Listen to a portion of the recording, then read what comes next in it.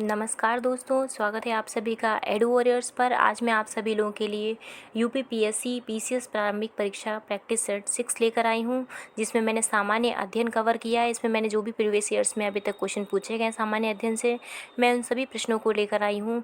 ये सीरीज़ आप सभी लोगों को बहुत अच्छी लग रही है। कमेंट्स मैंने देखे हैं लोगों के कि काफ़ी पसंद कर रहे हैं, इसीलिए इस सीरीज़ को मैंने कंटिन्यू किया है। जून में आप सभी का एग्ज़ाम है। यदि आप इस सीरीज़ को कंटिन्यू फॉलो करते हैं तो निश्चित ही आपको एग्ज़ाम में हेल्प मिलेगी, क्योंकि आधे से ज़्यादा जो पेपर है आपका वो प्रीवियस ईयर्स के क्वेश्चन से ही सेट होता है। बाकी न्यू क्वेश्चन से आपका 30% का वेटेज रहता है, बाकी आपका जो पेपर है वो प्रीवियस ईयर से ही सेट होता है। तो यदि आपको ये सीरीज़ अच्छी लग रही है, वीडियो आपको अच्छा लग रहा है, तो इसको लाइक, चैनल को सब्सक्राइब करिएगा, जिससे मुझे इस तरह की वीडियोज़ बनाने का मोटिवेशन मिल सके। चलिए आज का वीडियो स्टार्ट करते हैं फ्रेंड्स। इस सीरीज़ का पहला क्वेश्चन है। इससे पहले मैंने आपके 15 क्वेश्चंस लास्ट वाले सेट में कवर करवाए हुए हैं। आप लोगों ने यदि वो वीडियोस नहीं देखे हैं तो डिस्क्रिप्शन बॉक्स में उनका लिंक प्रोवाइड है, आप वहाँ से देख सकते हैं। 16 क्वेश्चन है, निम्न में से किस आंदोलन में गांधी जी संबंधित नहीं थे। अभी 4 आंदोलन दिए हुए हैं, इनमें से किसी एक में गांधी जी से संबंधित नहीं थे। ए होम रूल आंदोलन, बी असहयोग आंदोलन, सी सविनय अवज्ञा आंदोलन, या फिर डी भारत छोड़ो आंदोलन। तो फ्रेंड, जैसे कि आप सभी लोगों को इसका उत्तर पता ही होगा कि बाकी के जो तीनों ही ऑप्शन है, ये तीनों ही आपके गांधी जी से संबंधित हैं। लेकिन जो ऑप्शन आपका ए है, होम रूल लीग जो आंदोलन था, यह आपका गांधी जी से संबंधित नहीं है, बल्कि ये किससे, एनी बेसेंट से था और तिलक से था। इन दोनों से संबंधित था। 1916 में इन्होंने किसकी, होम रूल लीग की स्थापना की थी। चलिए इसके बारे में व्याख्या पढ़ते हैं फ्रेंड्स। गांधी होम रूल आंदोलन से संबंधित नहीं थे। होम रूल आंदोलन एनी बेसेंट और बाल गंगाधर तिलक ने मिलकर 1916 में चलाया था। इस आंदोलन का मुख्य उद्देश्य ब्रिटिश साम्राज्य के अधीन रहते हुए संवैधानिक तरीकों से स्वशासन को प्राप्त करना था। अब देखिए, ये वाला जो क्वेश्चन है कई बार परीक्षाओं में पूछा गया है। एक तो ये जो ईयर है ये पूछा गया है, इसके बाद ये इसका उद्देश्य पूछ देते हैं कि ब्रिटिश में ये होम रूल लीग आंदोलन है, इसका चलाने का मेन उद्देश्य क्या था। तो इसका मुख्य उद्देश्य जो है वह संवैधानिक तरीकों से स्वशासन प्राप्त करना था। यह ही इसका मुख्य उद्देश्य, मुख्य विषय है। अगला प्रश्न है 17। भारतीय राष्ट्रीय कांग्रेस के निम्नलिखित अधिवेशनों में से किस अधिवेशन में बाल गंगाधर तिलक ने कहा था, स्वराज हमारा जन्मसिद्ध अधिकार है, मैं इसे लेकर रहूँगा। बहुत ही प्रसिद्ध इनका ये नारा है, जो कई बार आप परीक्षा में पूछा गया है। तो ये पूछा है इन्होंने कौन से अधिवेशन में बोला था। ए लखनऊ अधिवेशन 1916, बी कलकत्ता अधिवेशन 1906, सी बनारस अधिवेशन 1905, या डी सूरत अधिवेशन 1907। तो फ्रेंड्स, ये देखिए, जो चारों ही ऑप्शन है, चारों ही जो हैं वो तिलक से संबंधित अधिवेशन है। जो इनका लखनऊ अधिवेशन है, लखनऊ पैक्ट है, ये बहुत ही प्रसिद्ध है।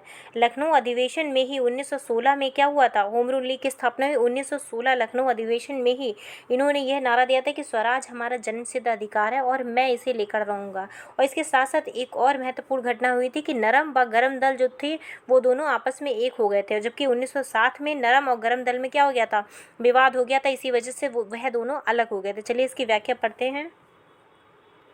कांग्रेस के लखनऊ अधिवेशन का ऐतिहासिक महत्व इस बात में था कि इसमें कांग्रेस के नरमपंथी व गरमपंथी दलों का सम्मेलन हुआ था तथा मुस्लिम लीग एवं कांग्रेस में समझौता हुआ। बाल गंगाधर तिलक भी इस सम्मेलन में सम्मिलित हुए थे। इसी सम्मेलन में तिलक ने कहा था कि स्वराज हमारा जन्मसिद्ध अधिकार है, हम इसे लेकर रहेंगे। अभी 2-3 फैक्ट हैं। एक तो ये जो इन्होंने बोला था ये याद कर लीजिए इनका कथन, और उसके बाद में गरम दल और नरम पंथों में जो था सम्मेलन किस में हुआ था, तो वह आपका लखनऊ अधिवेशन ही था। अगला प्रश्न है 18। निम्न घटनाक्रमों की सूची दी गई है, उन्हें तिथि के अनुसार क्रमबद्ध कीजिए। ए बंग भंग का निर्णय, सी स्वराज को कांग्रेस का मुख्य उद्देश्य स्वीकार करना, तीसरा है स्वदेशी आंदोलन की औपचारिक घोषणा, या चौथा है सूरत टूट फूट। अब ये चारों ही जो दिए हुए हैं इनका आपको कलानुक्रम लगाना। अब यदि आपको इनमें से किसी एक का भी नहीं आता होगा तो आपका ये जो ऑप्शन है आप सही से टिक नहीं कर पाएंगे। अब यदि इस प्रश्न को सॉल्व किया जाए, अगर आपको थोड़ा भी नहीं आइडिया है, लेकिन ये पता है कि आपका जो बंग भंग है और जो स्वदेशी आंदोलन है ये आगे पीछे ही हुए थे, तो पहले आपका जो था वो बंग भंग निर्णय हुआ था, ठीक है। तो आपका एक पहले आएगा, फिर उसके बाद जो स्वदेशी आंदोलन इसके जस्ट बाद ही हुआ था, तो 1 के बाद में 3 आएगा। अब देखिए किसी भी ऑप्शन में इस तरह के आपको मिल रहा है कि 1 के बाद में 3, तो आपके 2 ऑप्शंस हैं, एक ए है और दूसरा बी है, बाकी आपके दोनों ऑप्शन कट हो जाते हैं, यानी कि ना ही तो बी हो सकता ना ही डी हो सकता आपका, या तो ऑप्शन आपका बी है या फिर ए है। चलिए उसके बाद देखिए क्या करते हैं, उसके बाद में स्वराज को कांग्रेस का मुख्य उद्देश्य करना या फिर सूरत की टूट फूट।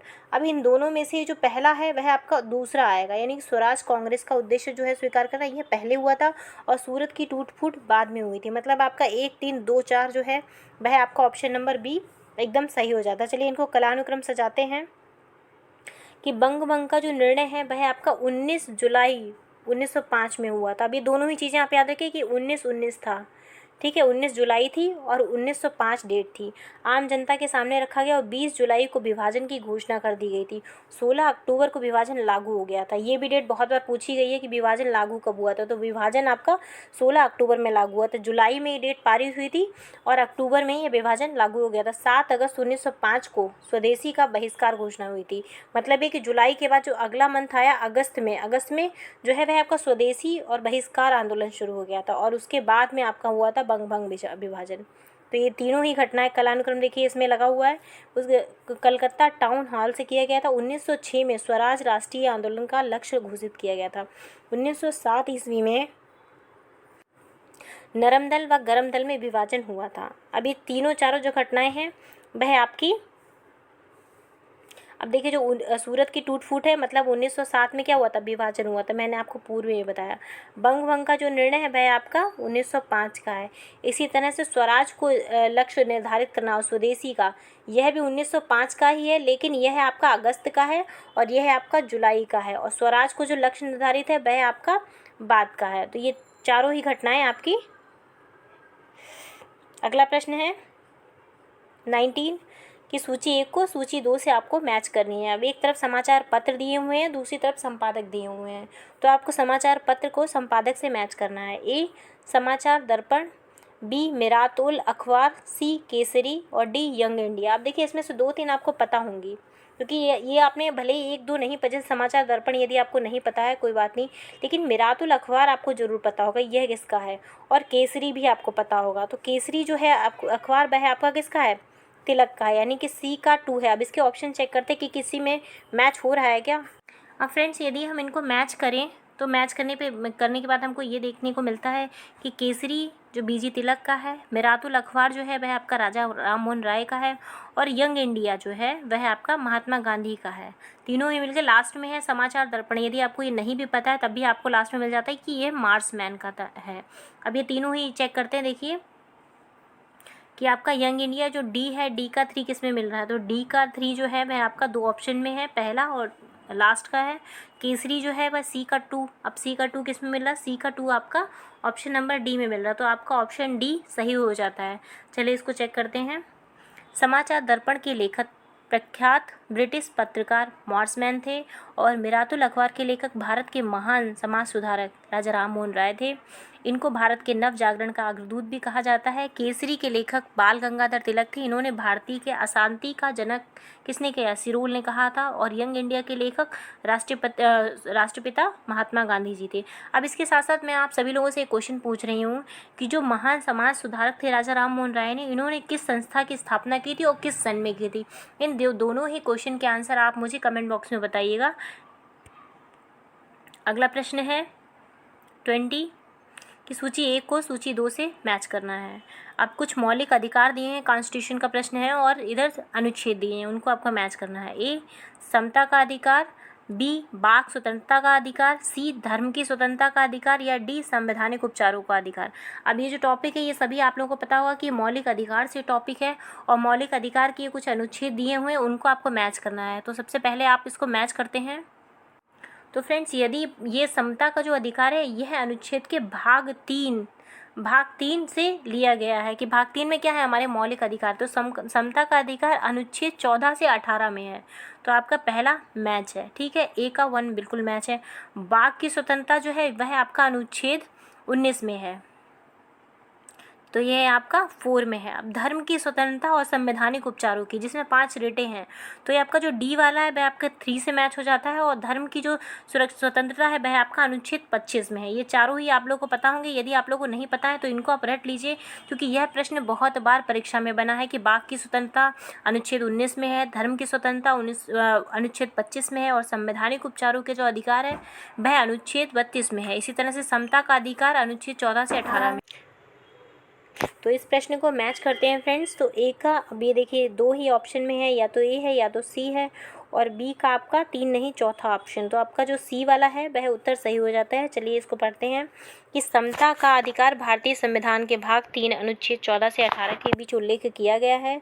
बाघ स्वतंत्रता का अधिकार जो है वह अनुच्छेद 19 में दिया गया। धर्म की स्वतंत्रता का अधिकार अनुच्छेद 25 में है, और संवैधानिक उपचारों का अधिकार वह 32 में है। अगला प्रश्न है, भारत के संविधान में अंतर्राष्ट्रीय शांति और सुरक्षा को प्रोत्साहन देना सन्निहित है। ए संविधान की प्रस्तावना में, बी राज्य के नीति निर्देशक तत्वों में, सी मौलिक कर्तव्यों में, या फिर डी नवम अनुसूची में। अब ये जो आपका अंतर्राष्ट्रीय शांति और सुरक्षा का जो प्रोत्साहन है वह ना ही तो प्रस्तावना में दिया है, ना ही मौलिक कर्तव्यों में दिया है, लेकिन आपके जो राज्य के नीति निर्देशक तत्व हैं, डीपीएसपी हैं, जिनको आप शॉर्ट में बोलते हैं, उसमें ही यह शांति की सुरक्षा की बात कही गई, जो कि अनुच्छेद 51 में है। ठीक है, मैं आपसे एक बात कहूँगी कि यदि आप लोग सच में मतलब सीरियस हैं परीक्षा को लेके, कॉन्स्टिट्यूशन में आपके क्वेश्चन अक्सर गलत होते हैं, तो कॉन्स्टिट्यूशन में आप जो मौलिक अधिकार हैं, डीपीएसपी हैं, और जो हमारे कर्तव्य हैं, उन सबको आप फिंगर टिप पे रट लीजिए, क्योंकि अक्सर जो प्रश्न बनते हैं वो यहीं से बनते हैं। या तो अनुच्छेद पूछ लिया जाता है, या तो उनका सब क्लॉज पूछ लिया जाता है। आजकल जो क्वेश्चन बनते हैं वो वह सब क्लॉज से बहुत ज़्यादा बन रहे हैं। चलिए इस क्वेश्चन को, इसकी व्याख्या पढ़ते हैं।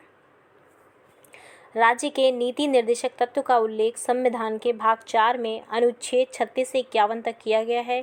इसकी प्रेरणा आयरलैंड के संविधान से मिली है, परंतु इसे न्यायालय द्वारा लागू नहीं किया जा सकता है, अर्थात इसे वैधानिक शक्तियाँ प्राप्त नहीं हैं। अनुच्छेद 51 में अंतर्राष्ट्रीय शांति और सुरक्षा की अभिवृद्धि है। अगला प्रश्न है 22, पंचायती राज की अनुशंसा की गई थी। ए 1935 में के भारत सरकार अधिनियम द्वारा, बी 1942 के क्रिप्स मिशन द्वारा, या फिर सी 1947 के भारतीय स्वतंत्रता अधिनियम द्वारा, या डी बलवंत राय मेहता समिति की रिपोर्ट 1957 द्वारा। तो यह प्रश्न आप लोगों को सभी को पता होगा कि बहुत ही आसान प्रश्न है, कई बार रिपीटेड क्वेश्चन है कि पंचायती राज की जो अनुशंसा थी वह ऑप्शन डी जो आपका है बलवंत राय मेहता समिति के द्वारा ही हुई थी। तो आपका ऑप्शन नंबर डी सही हो जाता है। चलिए इसकी व्याख्या पढ़ते हैं। लॉर्ड रिपन का 1882 ईस्वी का संकल्प स्थानीय स्वशासन के लिए मैग्ना कार्टा का हैसियत रखता है। स्थानीय स्वशासन से ही पंचायती राज का जन्म हुआ है। सर्वप्रथम पंचायती राज की अनुशंसा 1957 ईस्वी में बलवंत राय मेहता समिति ने की थी, और पंचायती राज का शुभारंभ स्वतंत्र भारत में 2 अक्टूबर 1959 को हुआ था। ये डेट आप याद कर लीजिए, क्योंकि ये बहुत बार परीक्षा में पूछी जा चुकी है, और अक्सर विद्यार्थी जो हैं वह डेट या ईयर में बहुत कंफ्यूज होते हैं। प्रथम प्रधानमंत्री जवाहरलाल नेहरू के टाइम पे हुई थी, और कौन सा स्थान था जहाँ से पहली बार शुरू हुआ था, तो वह राजस्थान का नागौर जिला था। और सेकंड जिला कौन था, वह आपका आंध्र प्रदेश था। तो इसमें 2-3 चीज़ें हैं, वह याद कर लीजिए कि जो स्थानीय स्वशासन के जनक किसको माना जाता है, लॉर्ड रिपन को माना जाता है, और ये मैग्ना कार्टा सिद्ध हुआ था उसके बाद में 2 अक्टूबर 1959 को यह लागू हो गया था भारत में, वो भी राजस्थान के नागौर जिले में। और इसकी अनुशंसा किसने की थी, तो बलवंत राय मेहता समिति द्वारा हुई थी 1957 में। सारे फैक्ट रट लीजिए आप लोग। अगला प्रश्न है, निम्न वक्तव्यों पर विचार कीजिए। कथन और कारण दिया हुआ है। भारतीय नागरिकों के अधिकारों को संरक्षित करने में उच्च न्यायालय सर्वोच्च न्यायालय की अपेक्षा बढ़िया स्थिति में है। क्या ये सही है? कारण, सर्वोच्च न्यायालय केवल मौलिक अधिकारों के संरक्षण के लिए ही परमादेश जारी करती है। क्या ऐसा, ये दोनों ही बातें क्या सही हैं? अब फ्रेंड्स इस क्वेश्चन को यदि आप लोगों ने नहीं समझ पाया, इसको दोबारा पढ़ते हैं कि कथन दिया है कि भारतीय नागरिकों के अधिकारों को संरक्षित करने के लिए उच्च न्यायालय सर्वोच्च न्यायालय की अपेक्षा बढ़िया स्थिति में है। बिल्कुल सही बात है कि जो आपका उच्च न्यायालय हाई कोर्ट को ज़्यादा शक्तियाँ प्रदान है अगर वो संरक्षण की बात आ जाए मौलिक अधिकारों की सुप्रीम कोर्ट के अकॉर्डिंग। तो आपका कथन एकदम सही है। कारण पढ़ते हैं, सर्वोच्च न्यायालय केवल मौलिक अधिकारों के संरक्षण के लिए ही परमादेश जारी करती है। बिल्कुल सही बात है, ये भी सही कहा है। यहीं पर देखिए इन्होंने डिफरेंस दिखा दिया है कि ये केवल लगा के क्या सुप्रीम कोर्ट की इसलिए लिमिट कम है, जबकि उच्च न्यायालय ज़्यादा अधिकार रखता है। तो आपके दोनों ही कथन और कारण सही है, दोनों ही एक दूसरे की व्याख्या भी कर रहे हैं। तो आपका जो ऑप्शन नंबर ए है यह इसका उत्तर हो जाता है। चलिए इसकी व्याख्या भी पढ़ते हैं फ्रेंड्स। भारतीय नागरिकता के अधिकारों को संरक्षित करने में उच्च न्यायालय सर्वोच्च न्यायालय की अपेक्षा बढ़िया स्थिति में है, क्योंकि सर्वोच्च न्यायालय केवल मौलिक अधिकारों के संरक्षण के लिए ही परमादेश जारी करती है। सर्वोच्च न्यायालय को भारतीय संविधान का रक्षक कहा जाता है। सर्वोच्च न्यायालय का उल्लेख अनुच्छेद के 124 में किया गया है। अब देखिए ये जो अनुच्छेद है आपको बहुत आसानी से मैं याद करवा देती हूँ कि आपका 124 जो है वह आपका सुप्रीम कोर्ट का है, 214 जो है वह आपका हाई कोर्ट का है। सिर्फ आपको डिजिट को आगे पीछे करना है, बाकी सेम डिजिट है तीनों में, ठीक है। 124 सुप्रीम कोर्ट का और 214 हाई कोर्ट का है। अनुच्छेद 32 के तहत यहाँ सर्वोच्च न्यायालय मूल अधिकारों के संबंध में रिट जारी करने की अधिकारिकता है। वहीं उच्च न्यायालय अनुच्छेद 226 के तहत मूल अधिकार के अतिरिक्त अन्य क्षेत्रों में भी रिट जारी कर सकता है। अब देखिए रिट जारी करने में ही डिफरेंस है, क्योंकि सुप्रीम कोर्ट सिर्फ मौलिक अधिकारों के संरक्षण के लिए ही रिट जारी कर सकता है, लेकिन उसके अतिरिक्त जो है जो हाई कोर्ट है उसको अन्य क्षेत्रों में भी रिट जारी करने का अधिकार, इसीलिए इसको बोला जाता है कि हाई कोर्ट के पास ज़्यादा संरक्षण का अधिकार है। चलिए अगला प्रश्न है 24। पंचायती राज का मुख्य उद्देश्य है। ए कृषि उत्पादन को बढ़ाना, बी रोजगार सृजित को बढ़ाना, सी जनता को राजनीतिक रूप से जागरूक बनाना, या फिर डी जनता को विकासमूलक प्रशासन में भागीदारी के योग्य बनाना। तो जैसा कि आप सभी लोग जान रहे हैं कि पंचायती राज का जो मुख्य उद्देश्य है वह आपका ऑप्शन नंबर जो डी है, जनता को विकासमूलक प्रशासन में भागीदारी के योग्य बनाना, ठीक है। यह आपका ऑप्शन नंबर सही हो जाता है। चलिए इसकी व्याख्या पढ़ते हैं। पंचायती राज एक दर्शन और विचारधारा है। पंचायती राज शासन सत्ता को आम लोगों तक पहुंचाने का एक साधन है। ये लाइन बहुत ही इंपॉर्टेंट है, कभी भी आप मेंस की आंसर राइटिंग भी करें तो आप ये लाइन आप लिखिएगा कि राज्य जो पंचायती राज शासन है वह आम लोगों तक पहुंच बनाने का एक मुख्य साधन माना जाता है। इसीलिए लोग इससे बोला जाता है कि हाँ ये एक आम जनता के लिए बना एक शासन है, अर्थात यह सहभागी लोकतंत्र का पर्याप्य है। 1957 में बलवंत राय मेहता समिति की सिफारिश के बाद पहली बार 2 अक्टूबर 1959 को राजस्थान के नागौर जिले में पंचायती राज की शुरुआत हुई। ये मैंने आपको पूर्व में बताया था। चलिए अगला प्रश्न है 25। निम्नलिखित में से किसे संसद के दोनों सदनों में बोलने, अन्य कार्रवाइयों में सम्मिलित होने एवं किसी भी संसदीय समिति का सदस्य होने का अधिकार तो है, परंतु उनमें वोट देने का अधिकार नहीं है। अब ये बहुत ही अच्छा क्वेश्चन है। ए भारत के नियंत्रक एवं महालेखा परीक्षक को, बी भारत के मुख्य चुनाव आयुक्त को, सी भारत के वित्त आयोग के अध्यक्ष को, या फिर डी भारत के महान्यायवादी को। अब देखिए भारत के वित्त आयोग का इससे कोई रिलेशन ही नहीं है, तो आप इसको ऐसे ही काट लीजिए ताकि आपको कन्फ्यूज़न ना हो। और इसी तरह से जो आपके भारत के मुख्य चुनाव आयुक्त हैं उनका भी इससे कोई संबंध नहीं है। तो आपके दो ऑप्शन कट गए, आपका ऑप्शन ए और डी बचा। इन दोनों में से आपको कन्फ्यूजन हो सकती है, लेकिन जो आपके भारत के नियंत्रक और महालेखा परीक्षक हैं उनका भी इनसे संबंध नहीं है। आपका जो भारत के महान्यायवादी हैं उनको यह अधिकार प्राप्त होता है कि वह सदनों के जो है कार्यवाहियों में भाग ले सकते हैं, बस उनको वोट देने का अधिकार नहीं होता है। चलिए इसकी डिटेल पढ़ते हैं। भारत के महान्यायवादी का उल्लेख भारतीय संविधान के अनुच्छेद 76 में है। अब ये अनुच्छेद आप सभी लोग रट लीजिए, क्योंकि अनुच्छेद से कई बार ये प्रश्न पूछा गया है कि महान्यायवादी का अनुच्छेद क्या है। तो 76 महान्यायवादी को संसद के दोनों सदनों में बोलने, कार्रवाइयों में भाग लेने एवं किसी भी संसदीय समिति का सदस्य बनने का अधिकार है, किंतु मत देने का अधिकार नहीं। और ये प्रश्न जो है ना, मत देने का अधिकार, इसको कई बार कथन और कारण में पूछा गया है, तो वहाँ पर लोग कंफ्यूज हो जाते हैं। तो ये चीज़ आप याद रख लीजिए कि उनको संसदीय समिति के कार्यों में भाग लेने का है, लेकिन वह वोट नहीं दे सकते हैं। और महान्यायवादी को अटॉर्नी जनरल भी कहा जाता है कि नियुक्ति जो है वह राष्ट्रपति के द्वारा की जाती है। अगला प्रश्न है क्वेश्चन, भारत में मुद्रास्फीति की माप होती है। ए औद्योगिक कर्मकारों हेतु उपभोक्ता कीमत सूचकांक द्वारा, या फिर बी कृषि कर्मकारों हेतु उपभोक्ता कीमत सूचकांक द्वारा, या फिर सी फुटकर कीमत सूचकांक द्वारा, या डी थोक कीमत सूचकांक द्वारा। तो आप सभी लोग जानते होंगे भारत में जो है इस टाइम काफ़ी ज़्यादा महंगाई चल रही है, मुद्रास्फीति के स्थिति से गुजर रही है। तो इसीलिए भारत में जो है मुद्रास्फीति की लेकिन माप किससे होती है, ये बहुत ही इंपॉर्टेंट क्वेश्चन है और भारत के प्रत्येक नागरिक को पता होना चाहिए। जैसे कि आजकल सभी को पता है कि हाँ, महंगाई बहुत ज़्यादा है, पेट्रोल बहुत महंगा हो गया या फिर गैस एलपीजी बहुत महंगी हो गई है, लेकिन उसको मापते किस में, उसका जो माप का जो मापदंड एरिया है वो क्या है, मेजरमेंट क्या है उसका। तो जो आपका थोक कीमत सूचकांक होता है वह ही मुद्रास्फीति की माप होती है। ये चीज़ आप याद कर लीजिए। ना ही तो फुटकर कीमत होती है, ना ही कृषि कर्मकारों का, ना ही औद्योगिक, लेकिन जो आपका थोक कीमत सूचकांक होता है उसी के द्वारा भारत में मुद्रास्फीति की मापन होता है। चलिए इसकी व्याख्या पढ़ते हैं।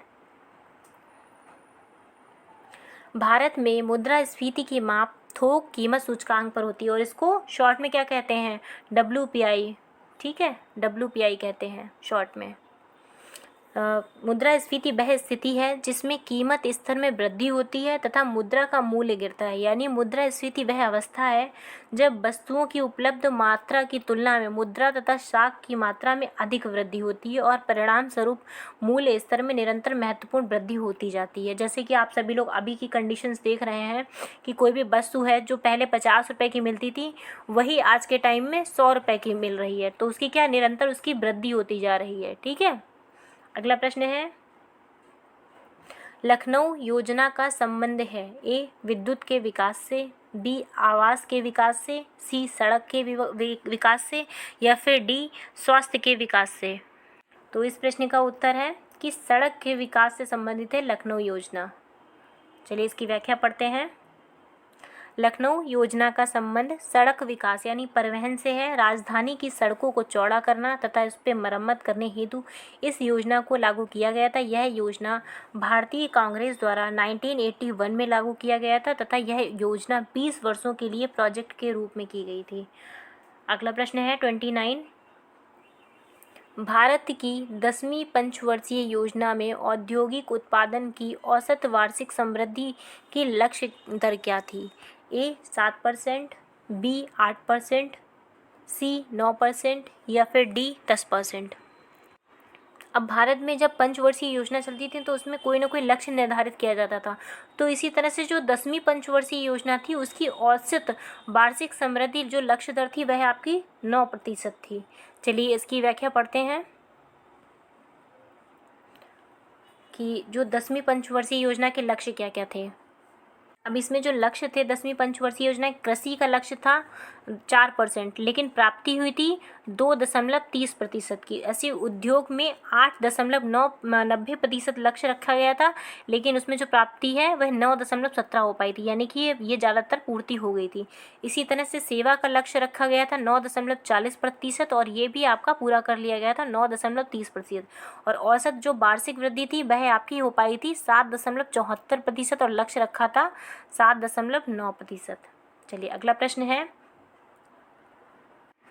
संघ सरकार के 2004-05 के बजट के अनुसार वर्ष 2003-04 के सार्वजनिक वितरण प्रणाली के अंतर्गत मदों में सहायकी की राशि निम्नलिखित में से किस एक सीमा में थी? अब यह प्रश्न आपकी परीक्षा के लिहाज से बहुत ज़्यादा इंपॉर्टेंट नहीं है, लेकिन प्रैक्टिस सेट का हिस्सा है, तो चलिए इसको भी कवर कर लेते हैं।